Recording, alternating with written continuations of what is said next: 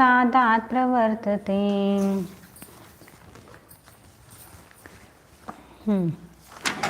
तो आपको जो नियम लिखवाए कल, वो सभी के सभी यूज़ करने के लिए अभी नहीं आएंगे।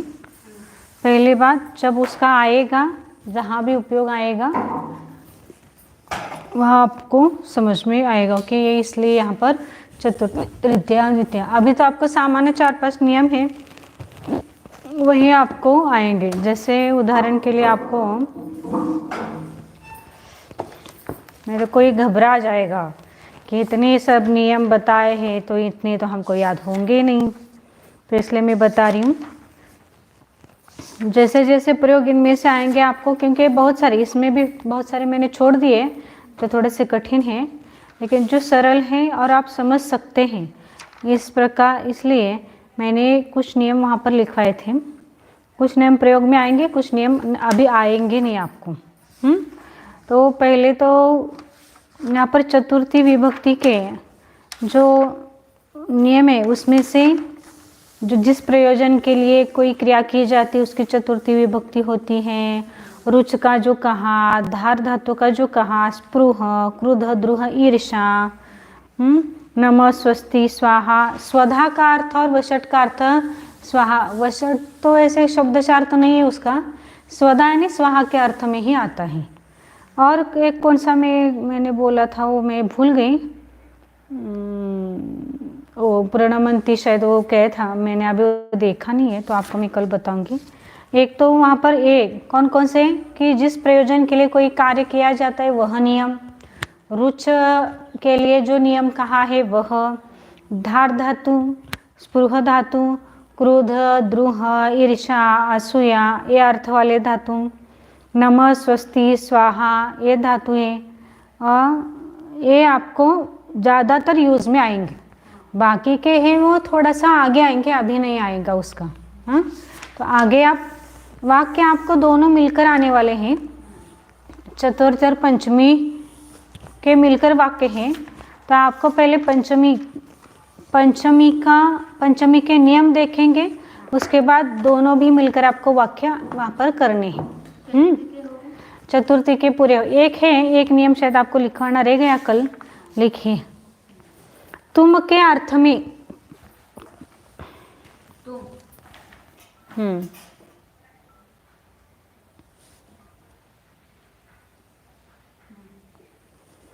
तुम के अर्थ में चतुर्थी होती है। ये आप तुमंत अव्यय करके आगे आएगा, वहां पर उसका है वो अव्ययों का प्रयोग अभी बताया नहीं ना आपको, तो इसलिए वो आपको समझ में नहीं आएगा। अभी इतना ही लिख लीजिए।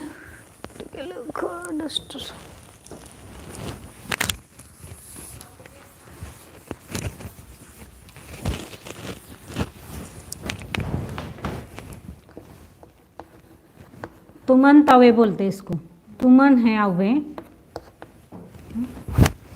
तुमन के अर्थ में चतुर्थी होती है, इन चतुर्थी विभक्ति होती है।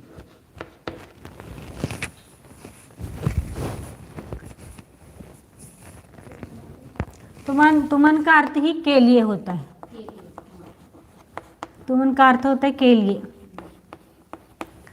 इसे यहाँ पर लिखो, तुमन के अर्थ में, तुमन का अर्थ है के लिए, यानी चतुर्थी नहीं है लेकिन इसका अर्थ चतुर्थी जैसा होता है।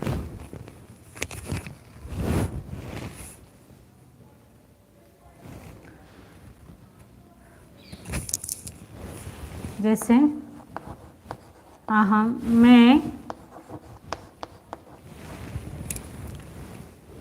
धातु को प्रत्यय लगाने के बाद तुमंत अव्यय होते हैं, लेकिन वो अभी आपको आएंगे नहीं क्योंकि वो आगे आने वाला है प्रकरण। सिर्फ आप इतना ही लिखिए कि मैं गाने के लिए जाता हूँ। तो अहम, अब गाने के लिए गातुम आता है, गातु में तुम, गा प्रत्यय है, गा धातु है, उसको तुम प्रत्यय लगा, गातुम। तुमन में से तुम ही बचता है सिर्फ, गातुम। तो इसका क्या आएगा, गातुम गच्छामि। अब इसके और नियम है वो आपको आगे आएंगे। हाँ, तो आप इतना ही समझ लीजिए। तुमन के अर्थ में चतुर्थी होती है, तुमन के अर्थ में चतुर्थी होती है। तुमन का अर्थ है के लिए, मैं गाने के लिए जाता हूँ। अहम गातुम गच्छामि।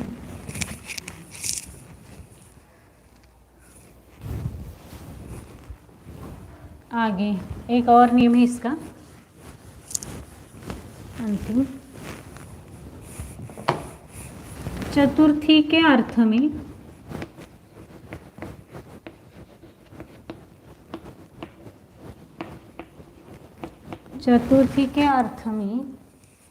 अर्थम अथवा कृते अव्यय का प्रयोग होता है। अर्थम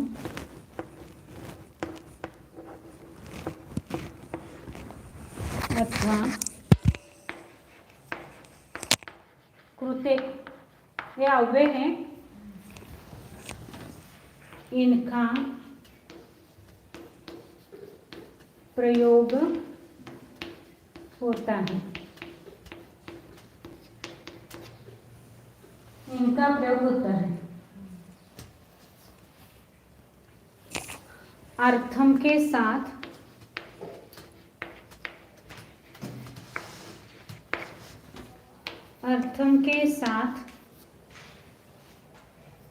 समास होता है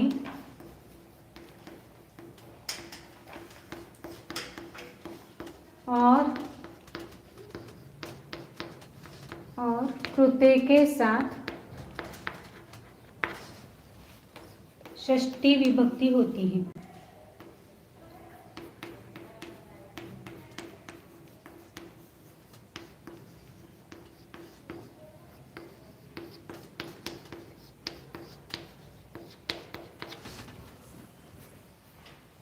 चतुर्थी के अर्थ में अर्थम अथवा कृते इनका प्रयोग होता है। यह अव्यय है, अर्थम के साथ समास होता है और कृते के साथ षष्ठी विभक्ति होती है। तो जैसे क्या कहा, भोजन प्लस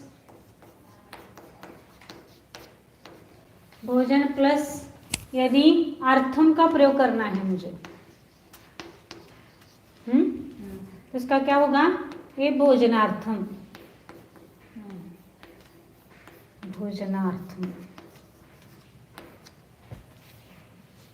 और भोजन, मैंने इसका अर्थ क्या, भोजन के लिए,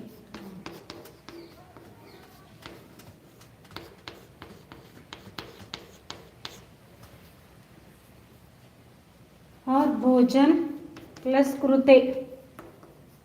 अब यहाँ पर क्या होता है, ऐसे कहा समास, यहाँ पर इनका समास हुआ ना, अलग अलग शब्द नहीं हुए, एक ही हुआ, उसको समास कहा। और भोजन प्लस कृते करते समय इसके साथ कौन सी विभक्ति होती है, ऐसा कहा षष्ठी। तो भोजनस्य कृते,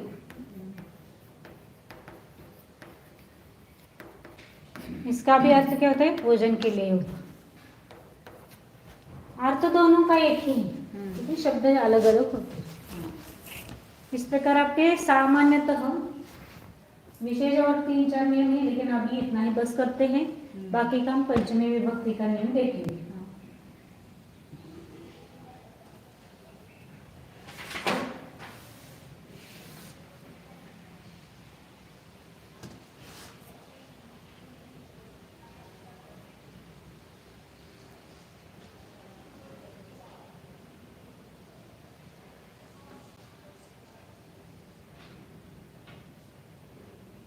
झूम के लेते हैं, उत्कर्ष झूम,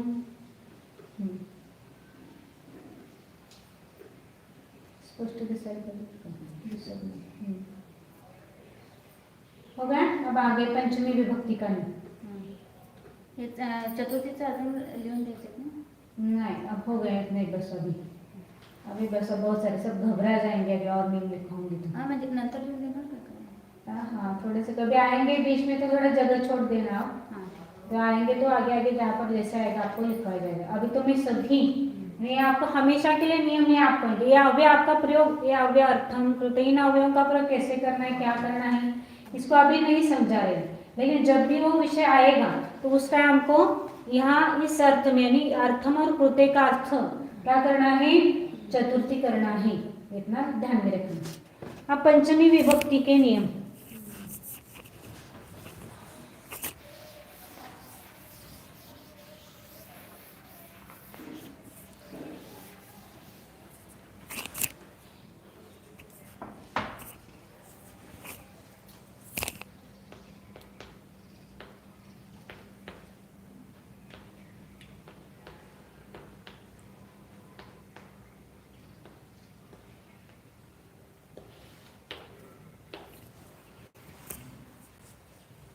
ध्रुवम अपाये अपादानम, ध्रुवम अपाये अपादानम।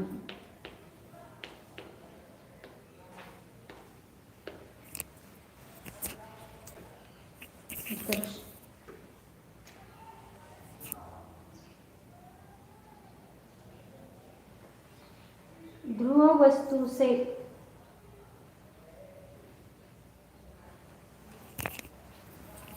इसका अर्थ ही ध्रुव यानी स्थिर,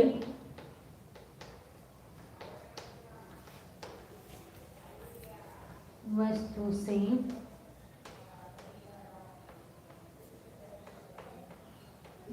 किसी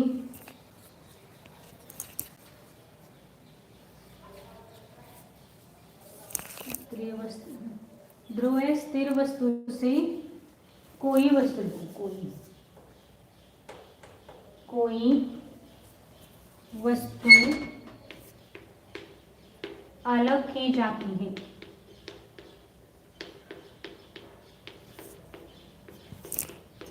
उसे अपादान कहते हैं। और अपादान की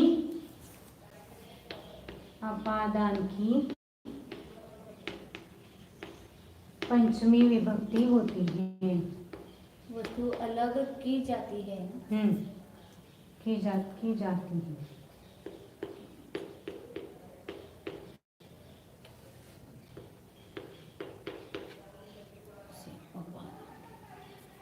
अपादान की पंचमी विभक्ति होती है।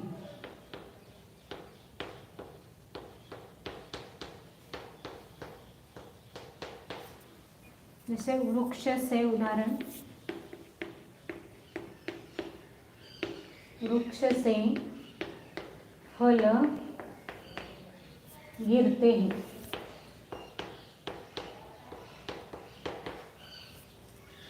अब वृक्ष से, वृक्ष ध्रुव है ना, तो ध्रुव वस्तु की पंचमी विभक्ति करना। ध्रुव क्या है, वृक्ष, तो वृक्षात पंचमी आई ना, वृक्ष शब्द की जिस स्थिर वस्तु से कोई वस्तु, कौन सी वस्तु अलग हो रही है, फल, किससे अलग हो रही है, वृक्ष से, तो वृक्ष की होगी पंचमी। तो वृक्ष शब्द का पंचमी विभक्ति एक वचन वृक्षात, देवात, और कितने हैं फल, बहुत सारे है ना, तो फलानी और पतंती, इस प्रकार।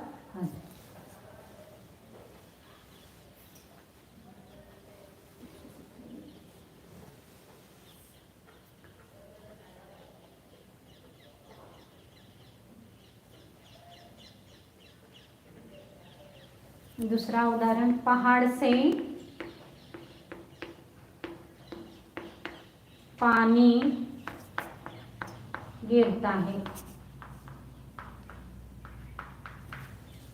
अब पहाड़ से है तो क्या आएगा, पहाड़ के लिए कौन से शब्द है, गिरी, गिरी है ना। अब गिरी शब्द की पंचमी विभक्ति क्या होती है, गिरी, गिरी, गिरयः प्रथमा, गिरिं, गिरी, गिरीं द्वितीया, गिरिना, गिरिभ्यां, गिरिभ्यः तृतीया, गिरये, गिरिभ्यां, गिरिभ्यः चतुर्थी, और पंचमी का गिरेहे होता है, कवेह होता है ना, ऐसे गिरी शब्द का गिरेहे पंचमी विभक्ति है। और क्या है, जल, किससे गिरे, पहाड़ से, इसलिए पहाड़ की हो गई पंचमी, और जलम पत। पत।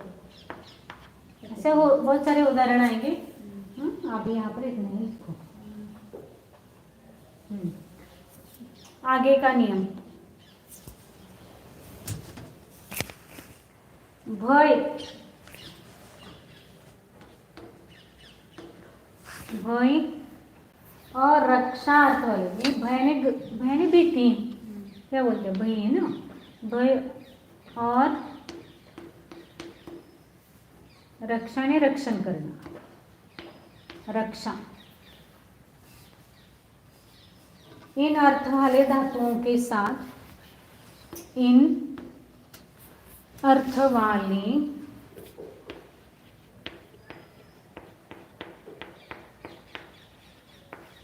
धातुओं के साथ,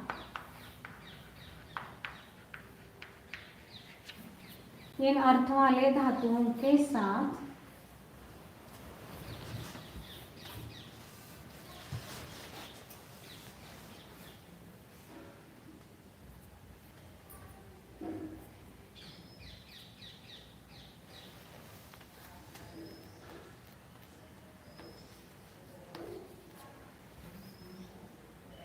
भय के कारण में पंचमी होती है, भय के कारण में पंचमी विभक्ति होती है, ये भय के लिए बताया ना।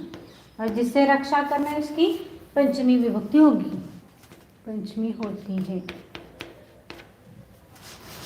होती है। और जिससे रक्षा करनी है,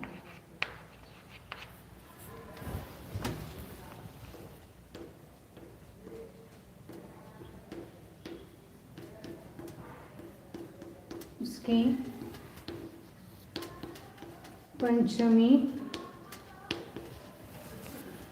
होती है।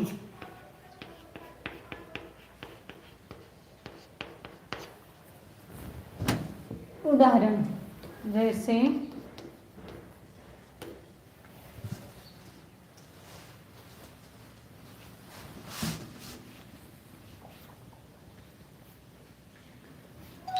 बालक सिंह से घबराता है,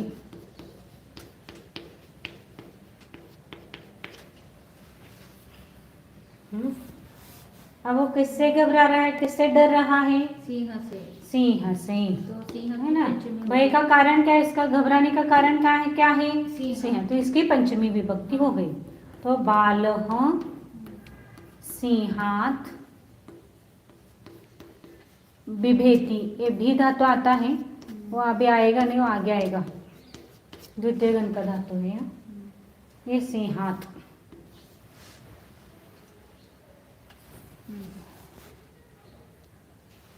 वह आगे का उदाहरण, वह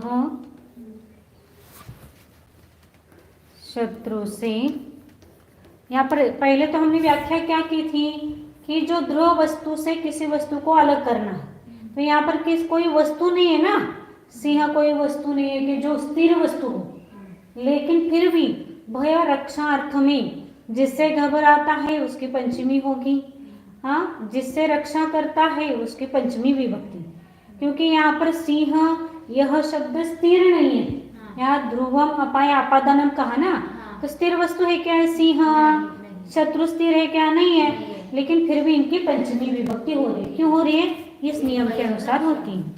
वह शत्रु से रक्षा करता है,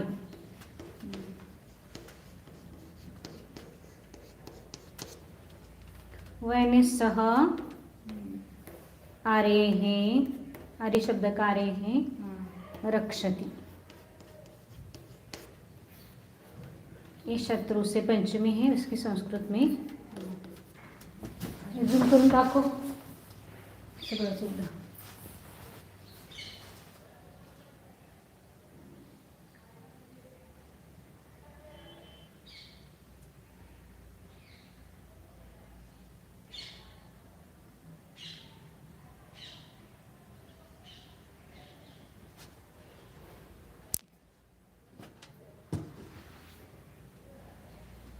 हो गया। आगे, जिस वस्तु से, ऊपर का मिटा रहे हो अभी, नीचे का है।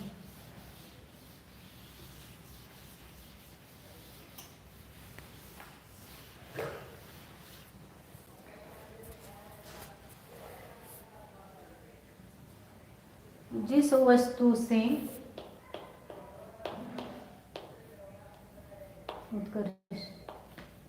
जिस वस्तु से किसी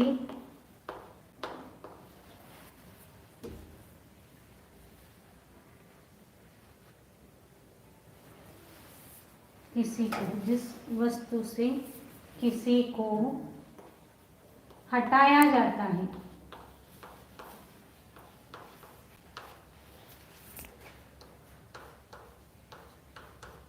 उसकी पंचमी विभक्ति होती है। वहाँ पंचमी विभक्ति होती है, साफ लिखना वहां पर। जैसे गुरु शिष्य को पाप से हटाता है।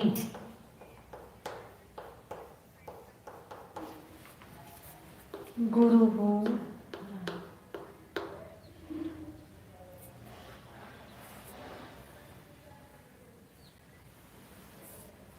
शिष्यम, अब यहाँ पर पाप से हटा रहे हैं ना इसको, तो पाप की पंचमी विभक्ति होगी। पापात वारयति, पापात वारयति, वारयति नहीं हटाना, ये पाप है। उत्कर्ष वर्तन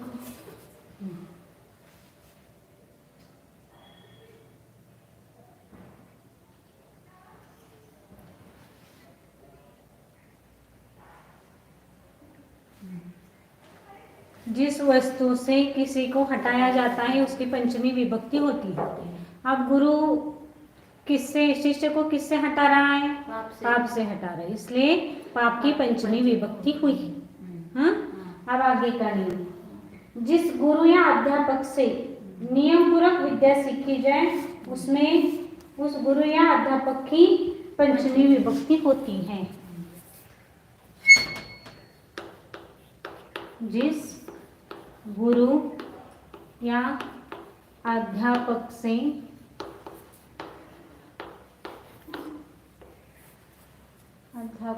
नियम पूर्वक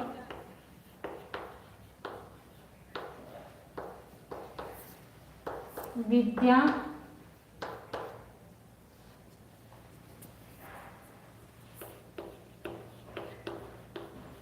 सीखी जाती है,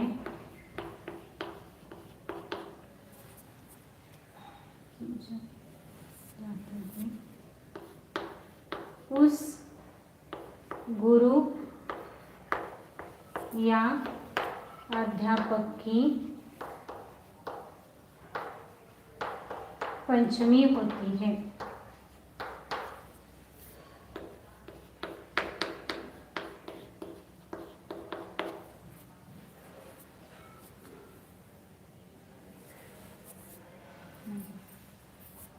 जैसे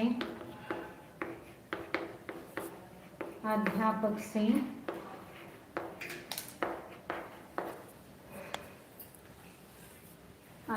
से पढ़ता है,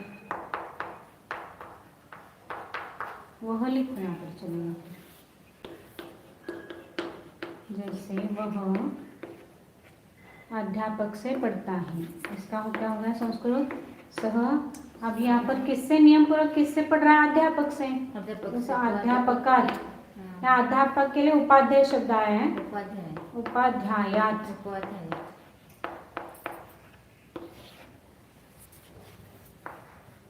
पठति, कठिन नहीं है लेकिन सिर्फ वो ध्यान में रखनी चाहिए।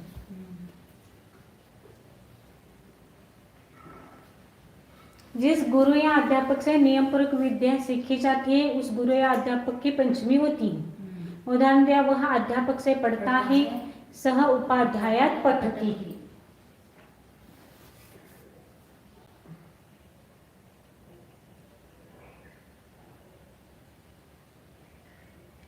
आगे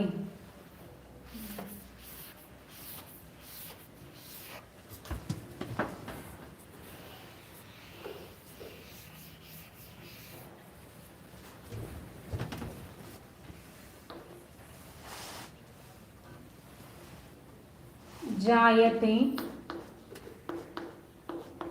प्रभवती,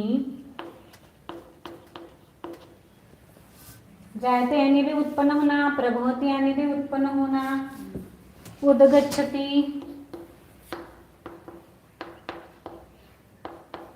ऊपर चढ़ना, उद्भवती यानी भी उत्पन्न होना,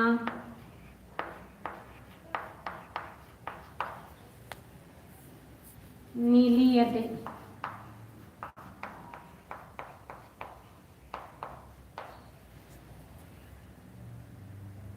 और प्रतियच्छति, प्रतियच्छति यानी उसके स्थान पर, उसके बदले में, प्रति प्लस दा धातु के है, दा का यच्छ बना है। प्रतियच्छति के साथ पंचमी विभक्ति होती है। इनके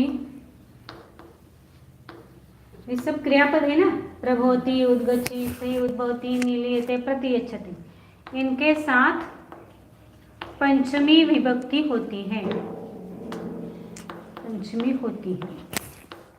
उद्भवती मतलब उत्पन्न होना, उत्पन्न होता है।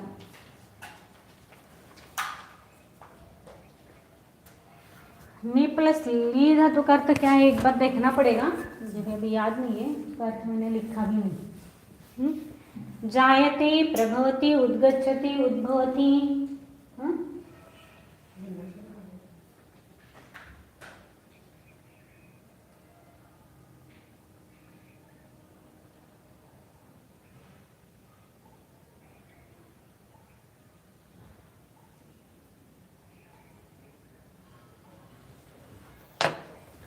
प्रजापति से, उदाहरण जैसे प्रजापति से लोग, प्रजापति यानी ब्रह्मा, लोग उत्पन्न होता है।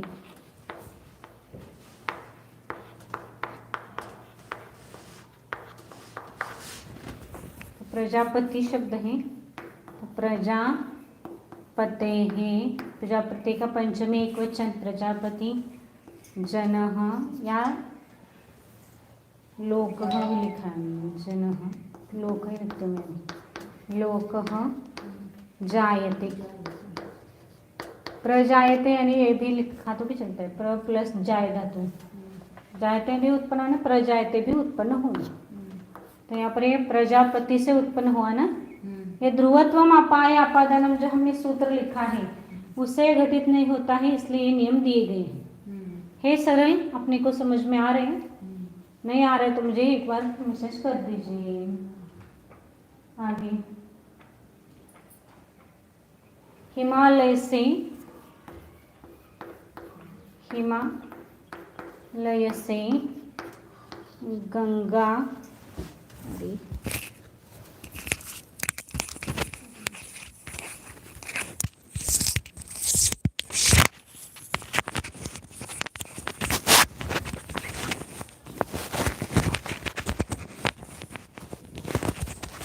फिर एक बार नियम बता रहे हैं, वरना दाखो जरा।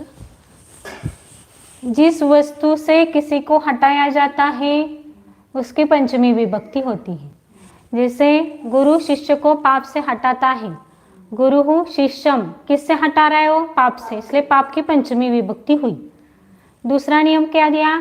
जिस गुरु या अध्यापक से नियम पूर्वक विद्या सीखी जाती है उस गुरु या अध्यापक की पंचमी होती है, तो वह अध्यापक से पढ़ता है। किससे पढ़ रहा है? किससे विद्या सीख रहा है? तो अध्यापक से, इसलिए अध्यापक के लिए उपाध्याय शब्द आया, तो सह अध्यापक उपाध्यायात पठति। आगे जायते, प्रभवति, उद्गच्छति, उद्भवति, नीलीयते, प्रतियच्छते।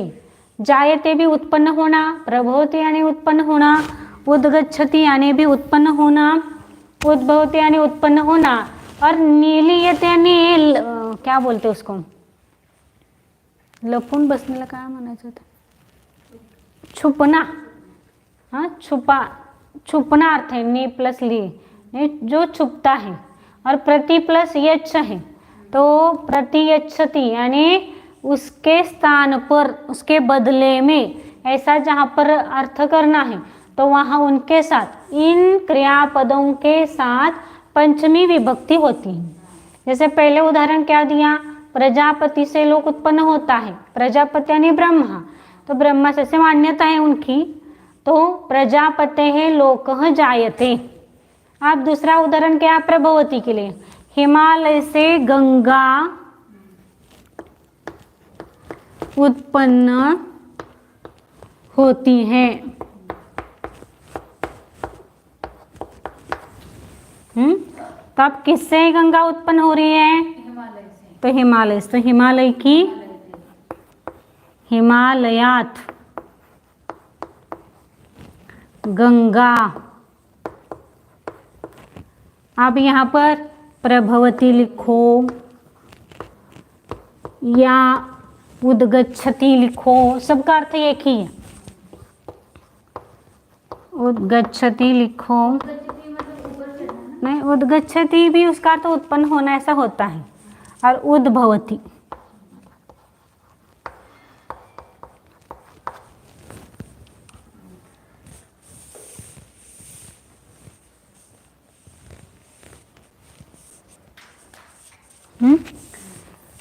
समझ में, किसकी पंचमी विभक्ति हुई, हिमालय से। अब तीसरा उदाहरण,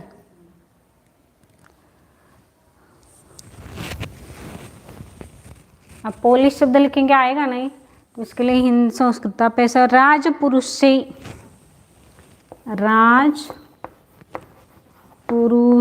से चोर छिपता है।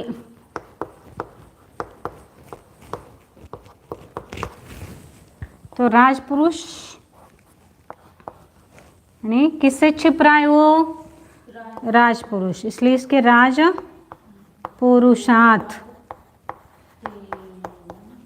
स्तेनः निलीयते। या अभी निलीयते आपको आए नहीं है, अभी तो आप इतना लिखो उसको, निलीयते।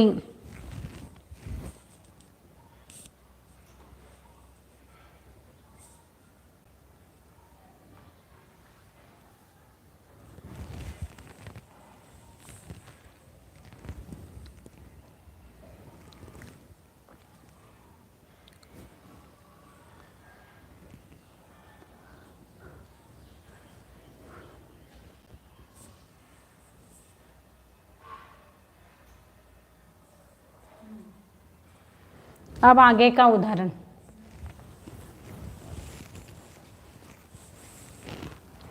ये हो गया आपका, हिमालय से लोक उत्पन्न होते हैं, हाँ, प्रजापति से लोग उत्पन्न होते हैं, हिमालय से गंगा उत्पन्न होती है, राजपुरुष से चोर छिपता है। अब वो प्रतिच्छति का एक उदाहरण लिखो।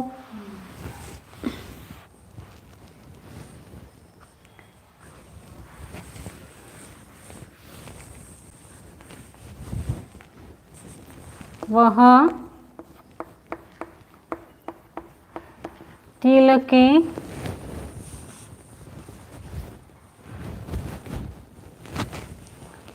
के स्थान पर, तिल के बदले में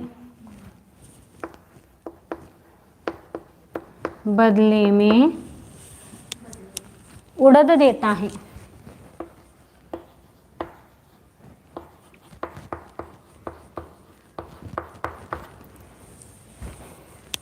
वह यानी सह, अब देता है यानी प्रतिच्छति।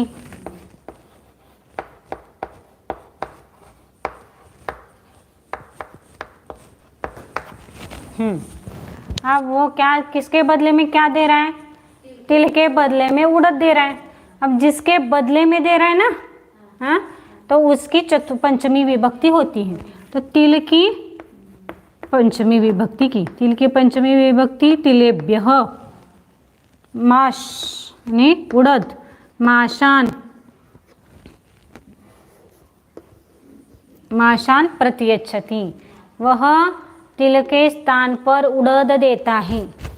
प्रतियच्छति का ही मतलब है उसके बदले में देना, वह तिल के बदले में उड़द देता है।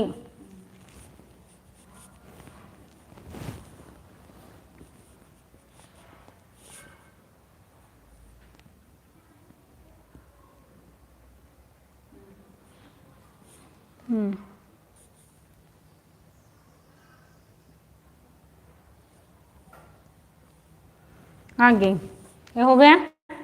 इसका एक अपवाद नियम है, उत्पन्न होना है ना यहाँ पर, प्रभवती उद्गच्छति, लेकिन किसी स्त्री से यदि उत्पन्न हो रहा है तो यहाँ पर सप्तमी विभक्ति होती है, पंचमी विभक्ति नहीं।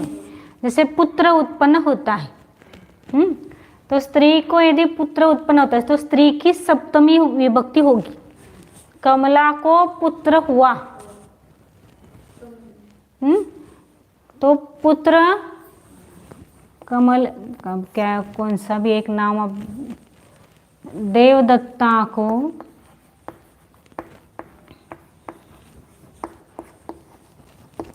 पुत्र उत्पन्न हुआ, होता है।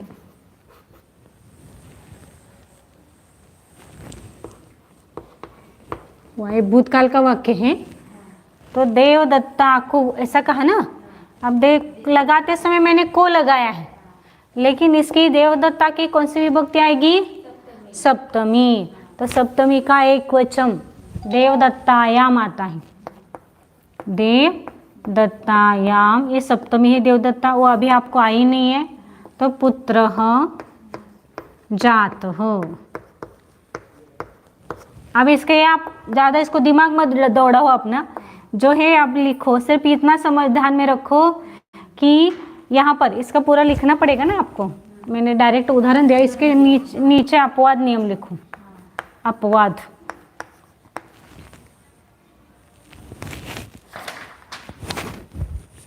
परंतु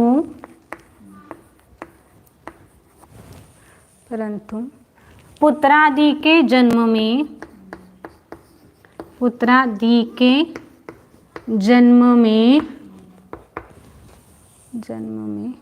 स्त्री की सप्तमी विभक्ति होती है।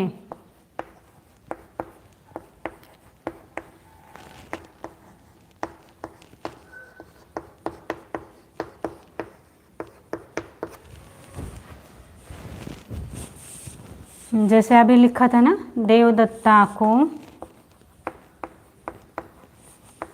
पुत्र हुआ,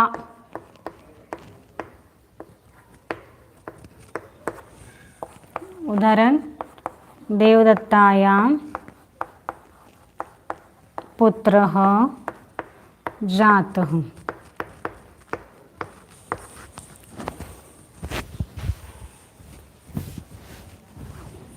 बाकी के समय उत्पन्न होना अर्थ में पंचमी है, लेकिन यदि स्त्री किसी बच्चे को उत्पन्न कर रही है, जन्म दे रही है, तो स्त्री की सप्तमी विभक्ति होती है, पंचमी नहीं। या देवदत्ता से पुत्र हुआ, ऐसा भी किया क्या आपने, क्या किया? देवदत्ता से लगाए तो हमने क्या लगाएंगे यहाँ पर? पंचमी, लेकिन यहाँ पर पंचमी नहीं लगाना है, सप्तमी लगाना है। समझ में आया? देवदत्ता से पुत्र हुआ, देवदत्ता से पुत्र हुआ यानी पुत्र उत्पन्न हुआ। देवदत्ताया में सप्तमी है। ये अभी आया नहीं, आकारांत स्त्रीलिंगी शब्द है वो।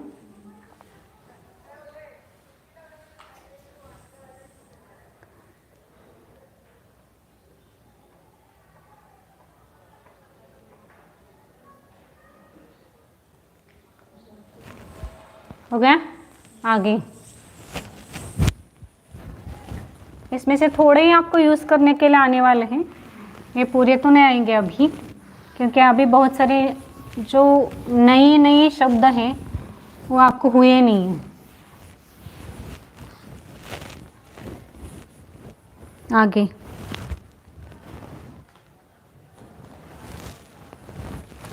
अन्य, आरात, अन्य, आरात, इतर,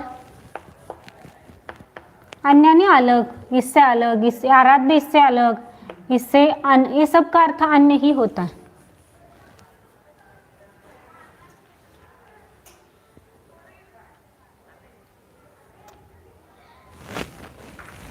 तो इसमें अन्य यानी भिन्न, अन्य यानी अलग,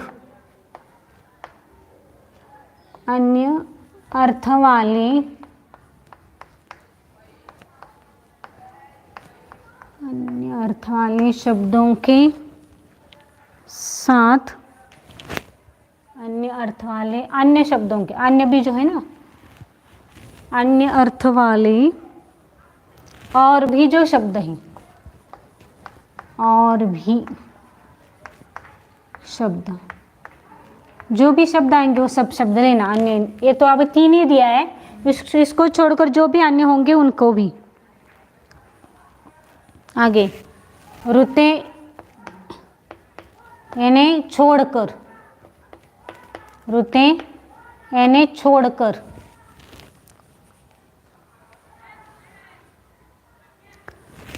पूर्व आदि दिशावाची शब्द, पूर्व, पश्चिम, दक्षिण, उत्तर, ये जो दिशावाची शब्द है ना, दिशावाची शब्द, पूर्व इत्यादि,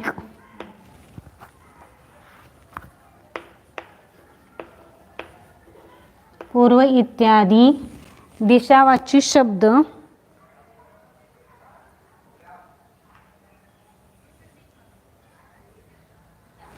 शब्दों के साथ पंचमी होती है।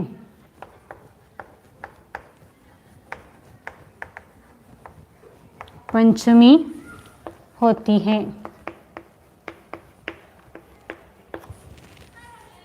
जैसे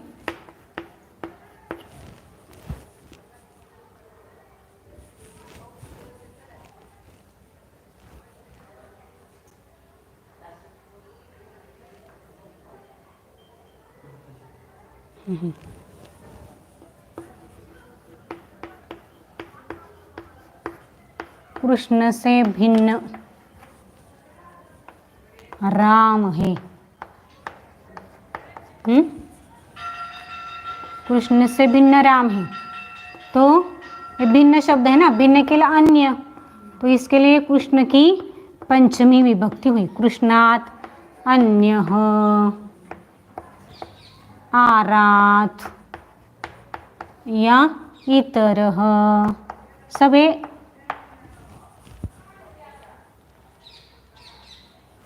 अन्य, आरात नहीं, अन्यः, भिन्नः, अन्यः, भिन्नः, इतरः, रामः अस्ति।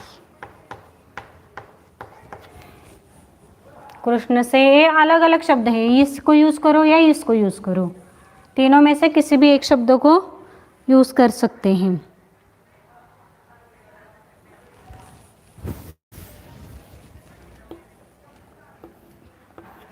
दूसरा उदाहरण है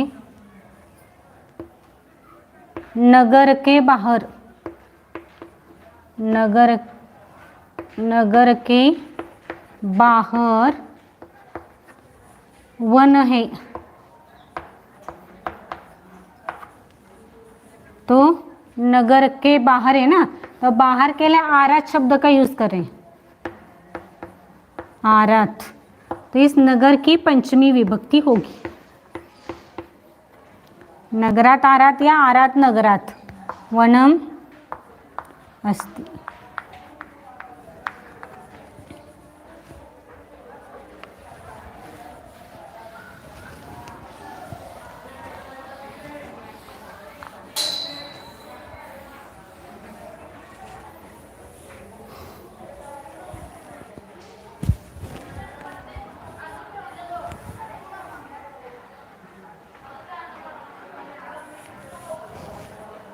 तीसरा, अब रुते आया ना, छोड़कर, या ज्ञान को छोड़कर या ज्ञान के बिना, छोड़कर यानी बिना ही, ज्ञान के बिना मोक्ष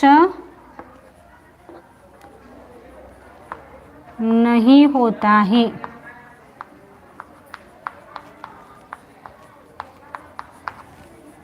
तो ज्ञान के बिना, बिना का यदि प्रयोग करना है या ज्ञान को छोड़कर भी लिखो तो भी चलता है।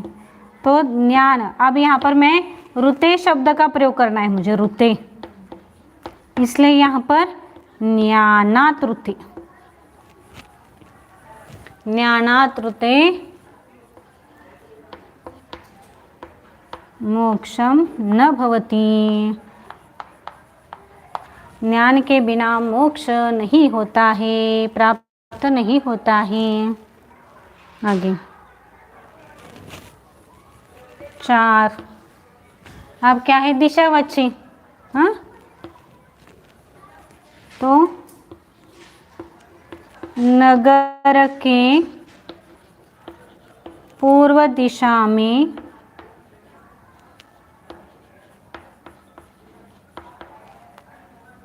उद्यान है या बगीचा है।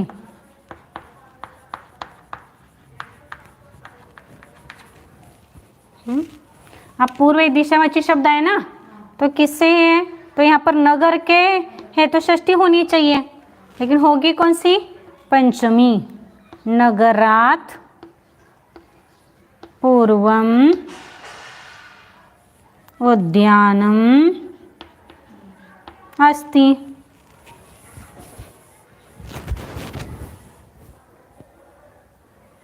ऐसे सभी में आएगा, समझ में आया।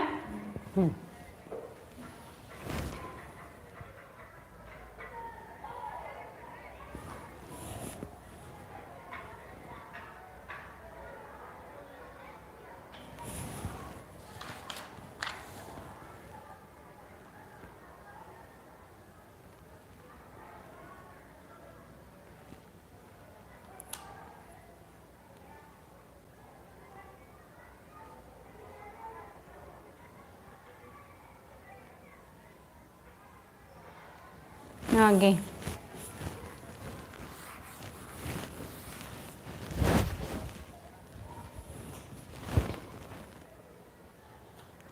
अभी 2-3 नियम और बच्चे हैं आपके जो सामान्य है, तो आपको समझ में आ रहे हैं।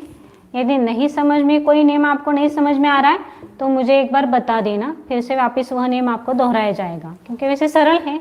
ऐसे नगर के लिखा तो षष्ठी लिखेंगे, लेकिन पूर्व दिशावाची शब्द इसलिए पंचमी लिखा है। आगे का पृथक, बिना यानी छोड़कर, और नाना,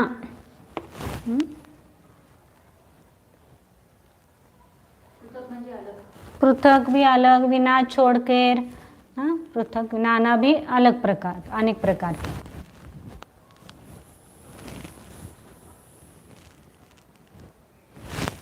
इसके साथ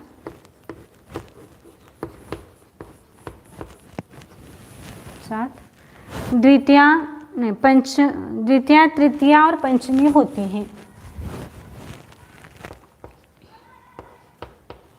द्वितीया, तृतीया और पंचमी होती है।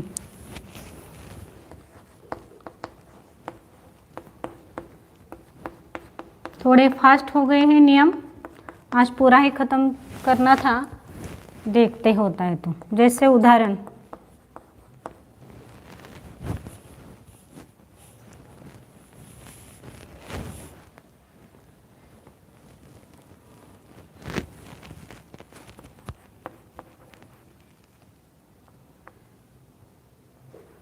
राम से पृथक, राम से पृथक यानी अलग या भिन्न, राम से भिन्न सीता नहीं है, यानी दोनों एक है इस अर्थ में। तो रामात् या यहाँ पर कौन कौन से द्वितीय कहीं, या रामेण, नहीं, या पहले द्वितीय तृतीय लिखना है ना, तो रामम, रामेण अथवा रामात, पृथक, सीता, न सीता लिखती हूँ यहाँ पर, न सीता। ऐसे बिना का भी आएगा।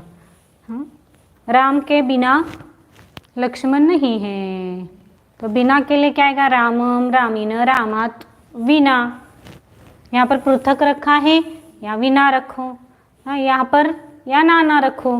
तो इस प्रकार ये राम से ऐसे लिखा होगा तो भी यदि भिन्न अर्थ में पृथक, विना या नाना शब्दों को आप यूज कर रहे हैं तो उसकी द्वितीय विभक्ति भी होती है, तृतीय विभक्ति भी होती है और पंचमी विभक्ति भी होती है।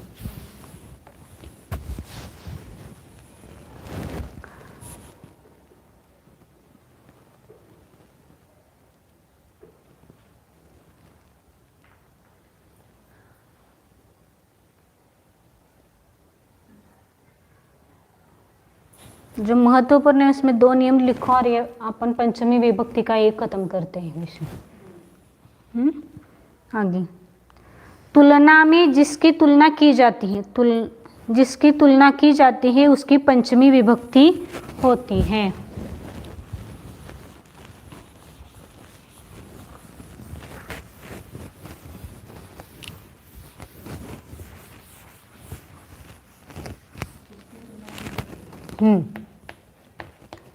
जिसकी तुलना की जाती है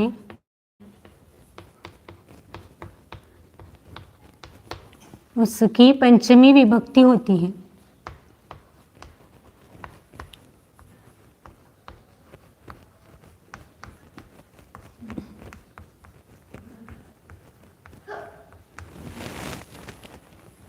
जैसे उदाहरण,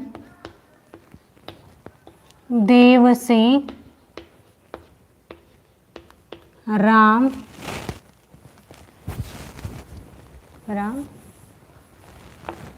अत्यंत होशियार है।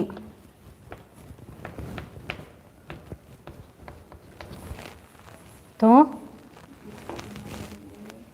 किससे, राम की किससे तुलना करें, देव से, तो देव की कौन सी विभक्ति आएगी, पंचमी विभक्ति आएगी।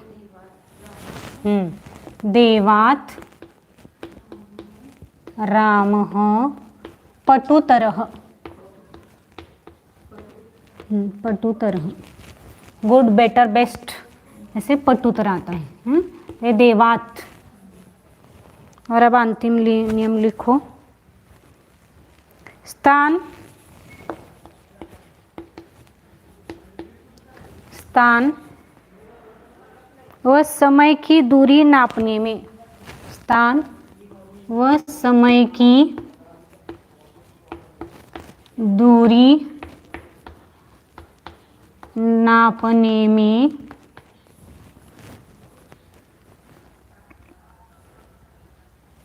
पंचमी होती है।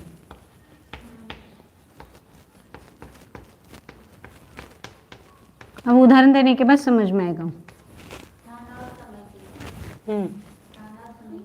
हाँ, दूरी नापने पे,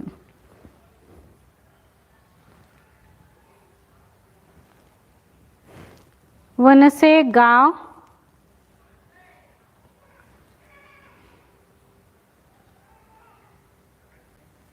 वन से गांव, उदाहरण, वन से गांव एक योजन है, ये कोस है, एक कोस है।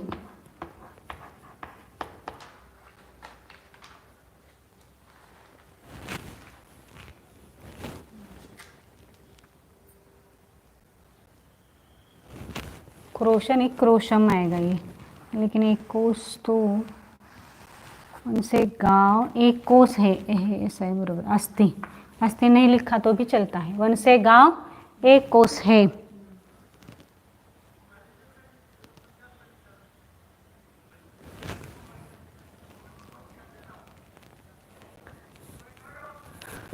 या बाहुबली से कुंभोज कितना है, तो कितना है 2 किलोमीटर है। तो यहाँ बाहुबली नगरात कुंभोज ग्रामम नाही, किलोमीटरला काय म्हणतात मला पण माहित नाही। या 2 कोस क्रोशौ, क्या बाहुबली ग्रामात कुंभोज ग्रामम 2 क्रोशौ, नहीं क्रोशौ 2 नहीं आएगा, क्रोशौ है ना 2 कोस आता है, 2 कोस है। इस प्रकार समय का उदाहरण आपको सिंपल कल देते हैं क्योंकि यहाँ पर तो थोड़ा सा कठिन दिया है उन्होंने। इस प्रकार आपके पंचमी के नियम खत्म हो गए आज एक दिन में। हाँ, अब खरी परीक्षा आएगी आपकी वाक्य करते समय। हाँ, तो उसके पहले आपको शब्द चाहिए कल के लिए। आप इसको 1-2 बार पढ़ो। आप इसमें से अभी आपको यूज करने के लिए 5-6 नियम ही आने वाले, ज़्यादा तो नहीं आएंगे। हाँ, तो अभी उसमें से आपको कौन कौन से आएंगे एक बार हिंट देते हैं, तो आप उतना आप देख लो अभी जो जरूरत है। उसमें भय और रक्षा का जो दिया है वह, उसके बाद आएगा गुरु से जो दिया वह, जायते प्रभवती, उसके बाद आएगा अन्य आरात इतर ए, और पृथक विना। था इतना ही, कितने हो गए 4-5 हो गए ना, तो इतना ही आप देखना है कौन कौन सा भय और रक्षा के अर्थ वाले में। और उसके बाद गोरेया अध्यापक, जायते प्रभवती, उसके बाद आएगा अन्य आरात इतर, उसके बाद आएगा आपको पृथक विना नाना के साथ, और इतना ही। इसको छोड़कर अभी आएंगे नहीं, बाकी के तो ज़्यादा नियम 4-5 अभी और है, लेकिन आप इतना ही करो क्योंकि बाकी के और थोड़ा सा कठिन नियम है। हाँ, आप इसके बाद आपको लिखना है शब्दों के अर्थ।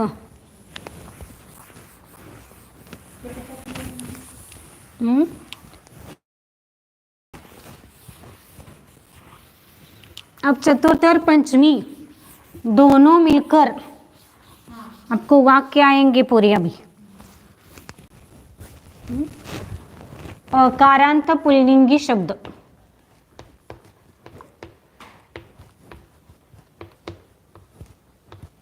यदि नियम नहीं भी याद हो रहे तो घबराओ मत, वो जैसे जैसे यूज होते जाएंगे वैसे वैसे आपको आएगा।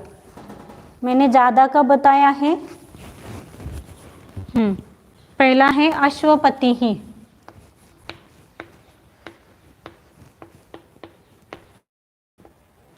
अश्वपति ही एक पुरुष का नाम,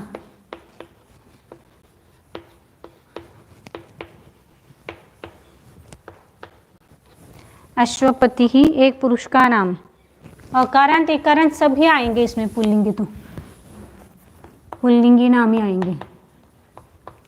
अब इकारांत है तो कवि जैसे चलाओ, अकारांत है तो देव जैसे चलाओ। आगे आचार्य हो, आचार्य हो यानी शिक्षक, टीचर।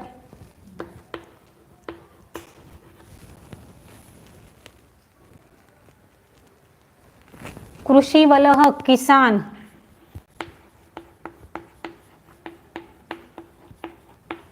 यानी किसान। कृष्ण एक पुरुष का नाम।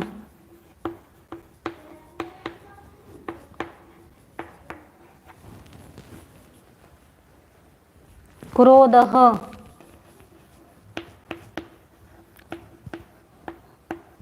गुस्सा।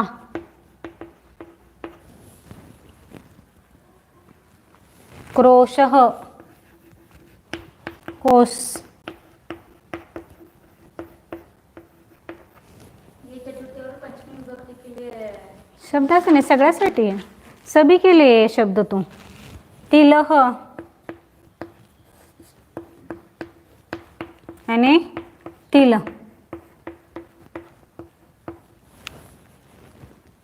द्वीपः, द्वीपः यानी द्वीप. निष्कः यानी सोना, जो सभी को पसंद है. पर्वतः यानी पहाड़. पापः यानी पापी.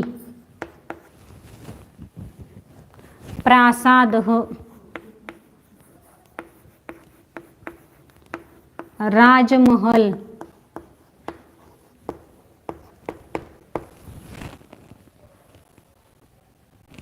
भृत्यः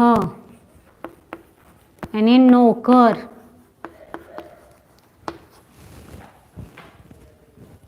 माशः यानी उड़द, अभी आया था ना उदाहरण. मोदकः यानी लड्डू.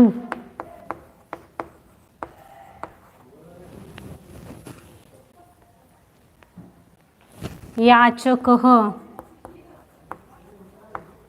दिसते काय खालचं, भिकारी.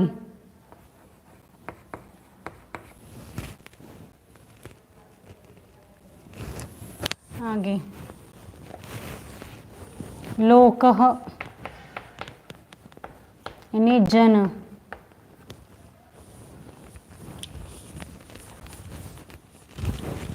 वधः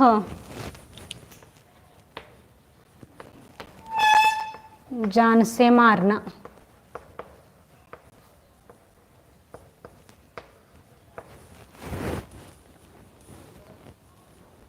वराह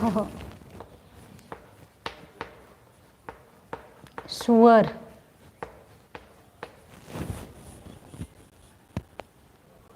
विनयः नम्रता.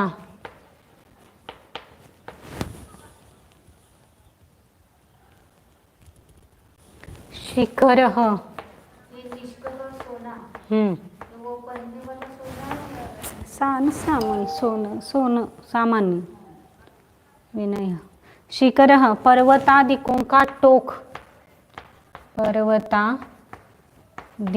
का टोंक. पर्वतादिकों का टोंक. सार्थः काफिला.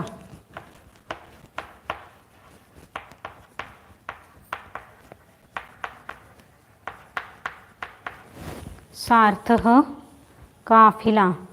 सेनापति.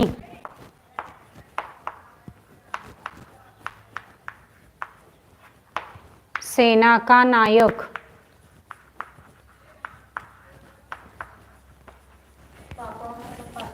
पापी.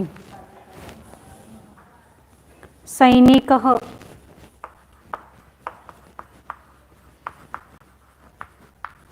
सैनिकः सेना का सिपाही.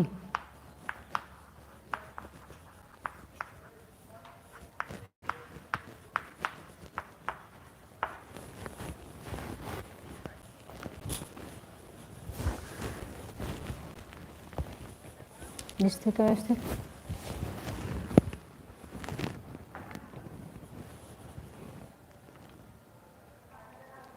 अब अश्वपति है, इकारांत है तो कवि जैसे चलाओ. एक ही शब्द इसमें एक अश्वपति और सेनापति ही, और यही इकारांत आया है. बाकी के सब तो वो अकारांत पुल्लिंग है. जो इकारांत है उसको कवि जैसे चलाओ और जो अकारांत है उसको देव जैसे चलाना है.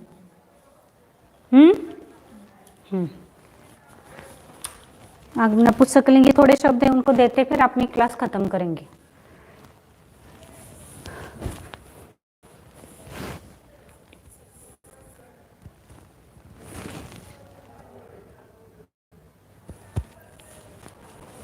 आगे अब नपुंसकलिंगी नाम, अकारांत इकारांत सब। ये ऊपर का मिटा रहे हूँ मैं, अभी वहां का अभी लिख रहे तो आप लिखो। अज्ञानम,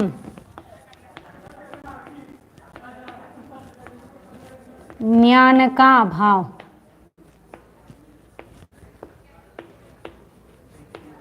या मूर्खता, मूर्खपना, मूर्खपना। आकाशम,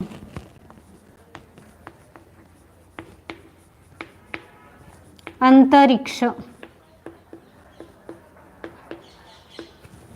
आकाशम अंतरिक्ष। आसनम यानी पीठ, बैठने का। उद्यानम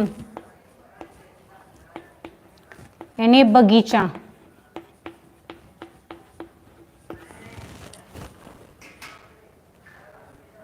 कल्याणम यानी हित।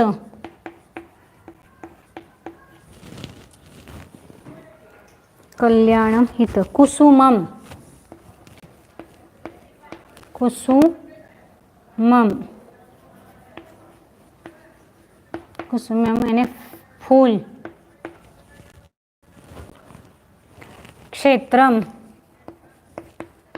यानी खेत, खेत।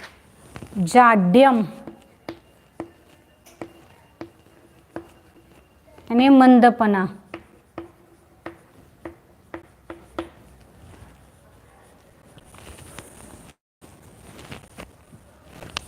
ज्ञानम या ज्ञानम, ज्ञानम यानी ज्ञान।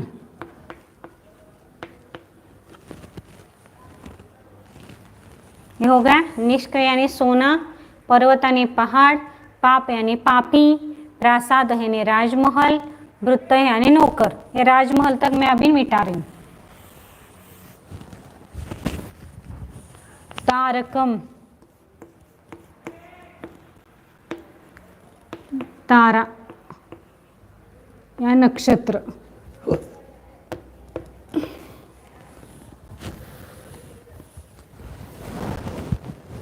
भोजनम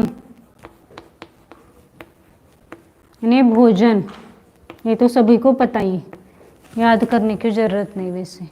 मौनम यानी मौन। योजनम यानी 4 कोस।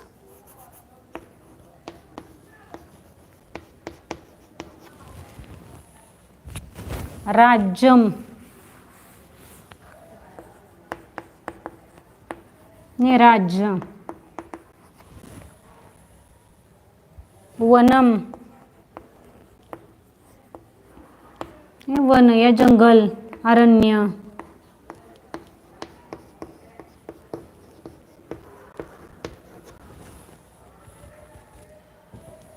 शतम यानी 100।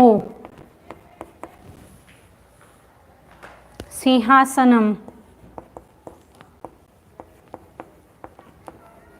राजपद।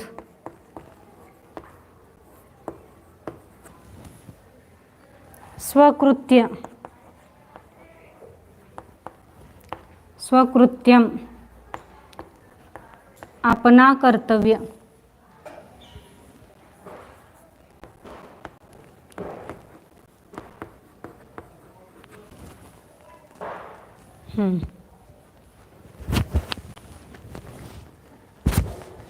और एक विशेषण आया है,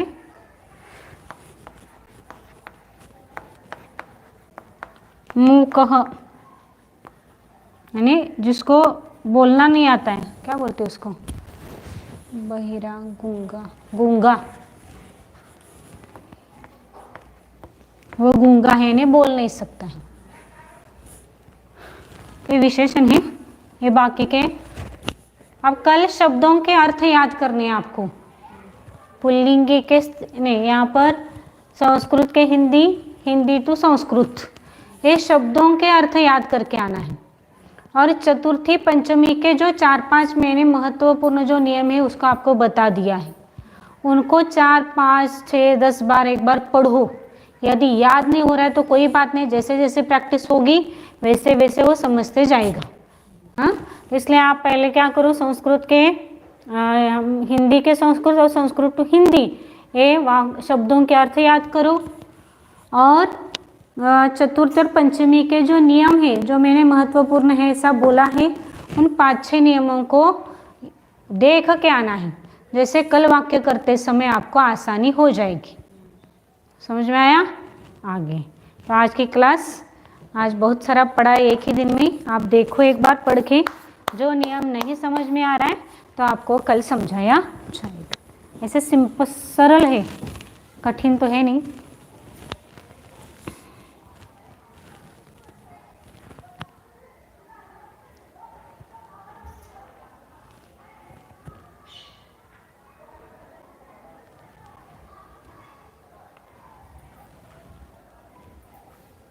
दाखव फक्त त्यांना 5 मिनटं खाल्यावरच.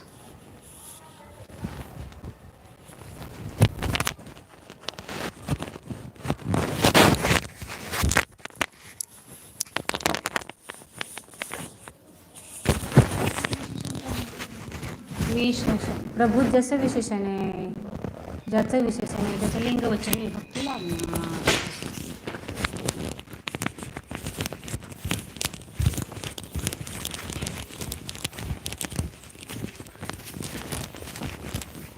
हे